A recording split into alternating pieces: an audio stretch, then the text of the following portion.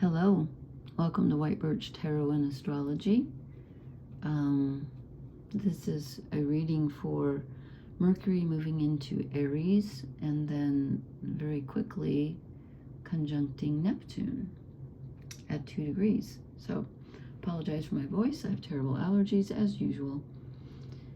And so this is it kind of happened today on the 14th. I'm doing this after midnight, so technically it's the 15th already, but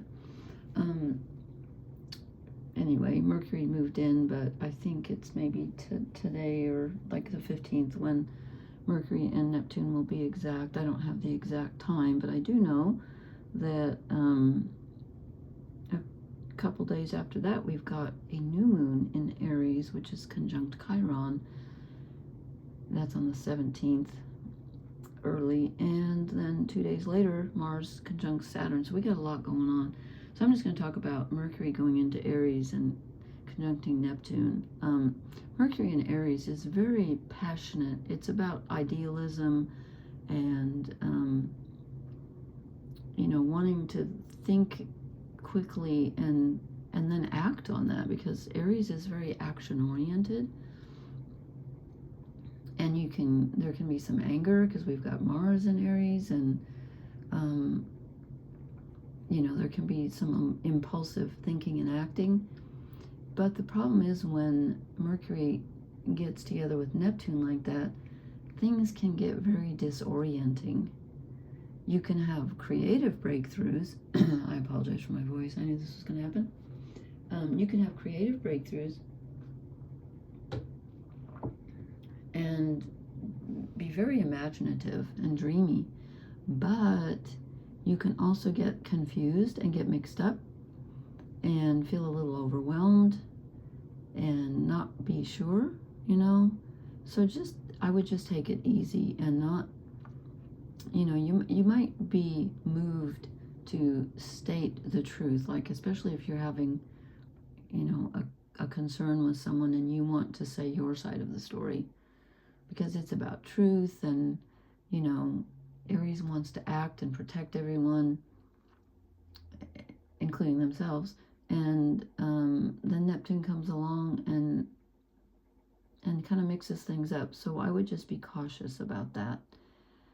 It's tricky energy because, Aries and Neptune energy are so different. And then when we get Mercury, which rules our thinking and our communications in the mix, it can be very confusing. So, and the reading's really weird. I want to just say a quick quote before I start. I will timestamp the reading. Well, it's too late if it's 2:22 where I'm at. Lately, every time I look at the clock, I know people say that it doesn't normally happen to me, but boy, it's been happening lately a lot. This is by the poet Kenneth Patchen, who said, "All at once is what eternity is." Yeah. That kind of fits right now, actually, because things are kind of weird. Okay, I'm going to write down the time here. We'll call it 3 minutes, 30 seconds.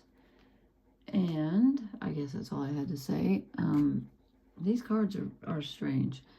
I did like life, like us, outer life and inner life row, and then relationships. And then I thought,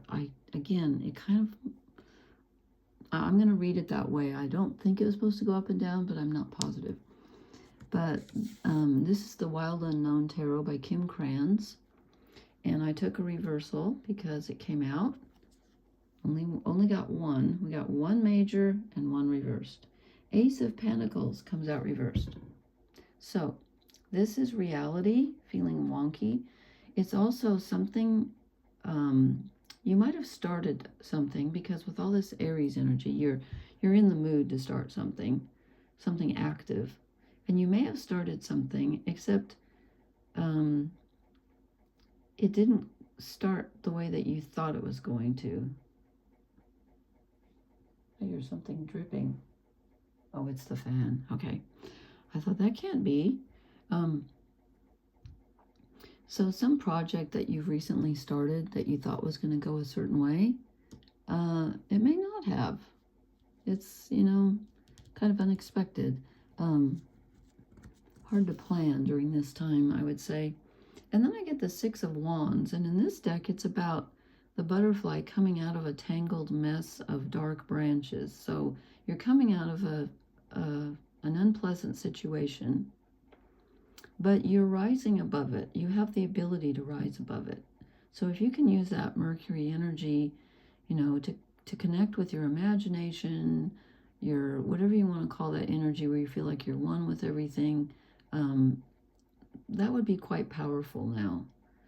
And I know that with all these planets in Aries, I think we have like, was it 6 objects? I'll have to count. Let's see. Let me see if I can think of them right now. We have Sun, Mercury, Mars, Neptune, Saturn, Chiron. 6. Yeah. Some of them are at the end. The new moon. So the sun and the moon are going to be at the end. Chiron's at the end. And then Mars, Mercury, Saturn, and Neptune are all at the beginning. Anyway, I digress. Okay, so you want to act, and you have the ability to rise above something now, even if you just do that mentally. You know, I don't see a lot of action here, so, and yet there's movement. But this is rising above a difficult situation. There's light at the end of the tunnel here. You're actually starting to move out of the tunnel.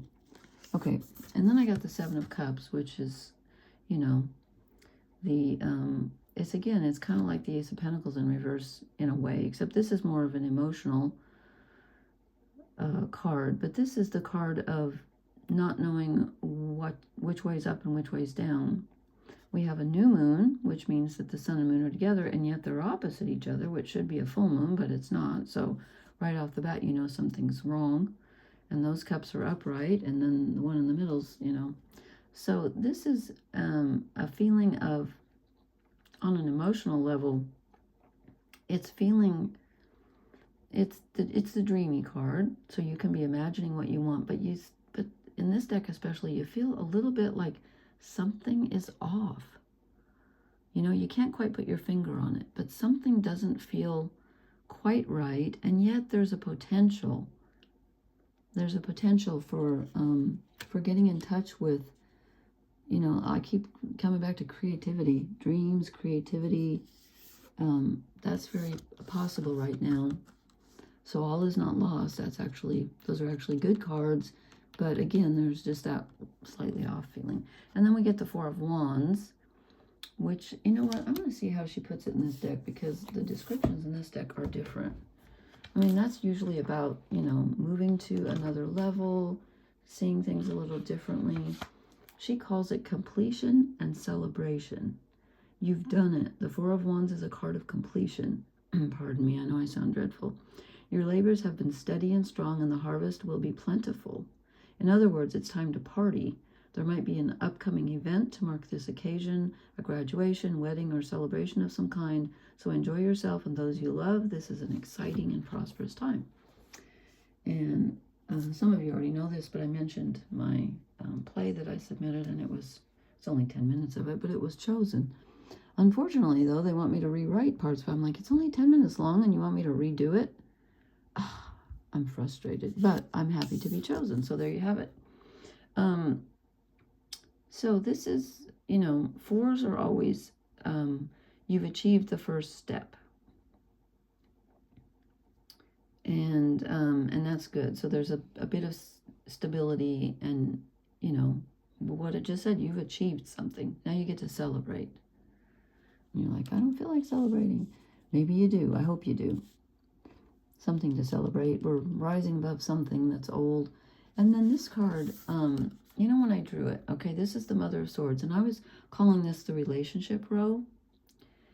And right off the bat, I thought, okay, is this us or someone else? Right off the bat, I felt like it was someone else. And I'm not sure why.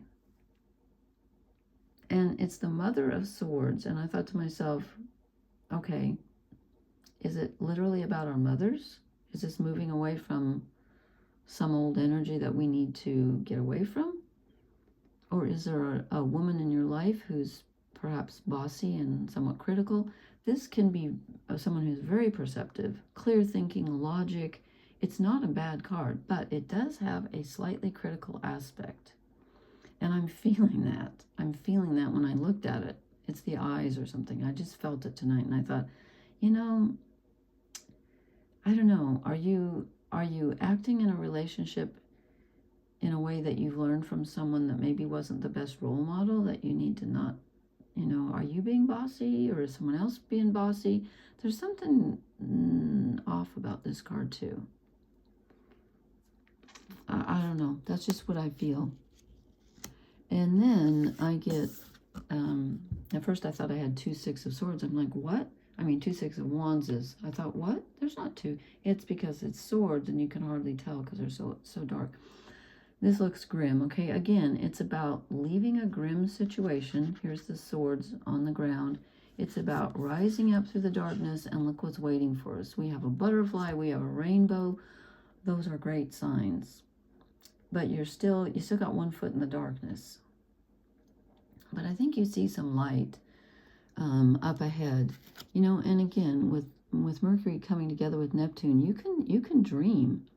And then, as we get further into Aries season, I think there's going to be some action, I hope. And then I got the 3 of Swords. I know. It's the heartbreak card. And I'm not sure if you're walking away from a heartbreaking situation, or if the walking away is causing the heartbreak, or both. But there's something that's not good for you, something that was hurtful. I think it's a I would say a woman or female energy, feminine energy. It's hurtful, and you need to leave it behind. Because then we get the Death card. Yeah. So something is over, something needs to transform. And usually when you transform something, you have to let go of the old before something new can be born. This is in the process of, it's kind of a skeleton. There's still an eye, which is actually kind of creepy now that I think about it. But, it's not meant to be creepy. It's about letting the old wither away, because we want to be reborn. We want something to transform. So if there's a relationship in your life, or even a way of approaching relationships that you need to get rid of, it's time to transform that. And the thing is, you can. We got transformation there with the butterfly. We got transformation with the 4 of Wands. We got the rainbow. We got death. It's a pretty potent time. Yeah. I don't see a lot of actual movement here. It's more of an internal.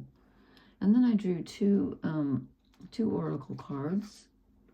We get Milk and Honey, and I was going to read something. Did I mark these? I may have. What number is that? 51. Because I saw something in here that was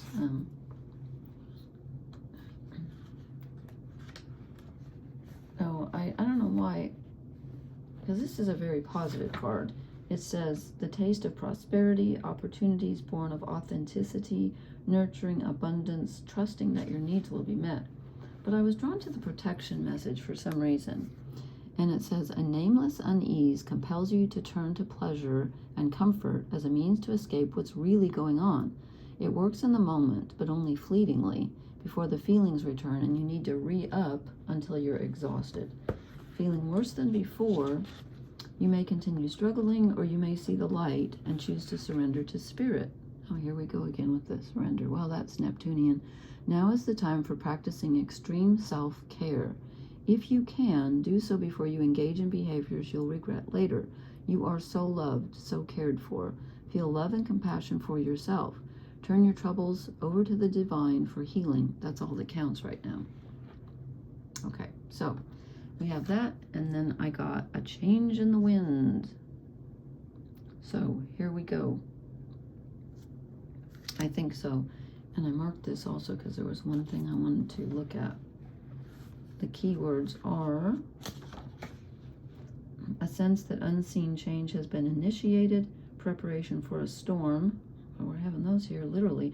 Awareness that your plans are not on firm ground, feeling a shift, uncertainty about which direction the winds will blow. And I guess I was going to read the prosperity message in this too. Was I? Yeah.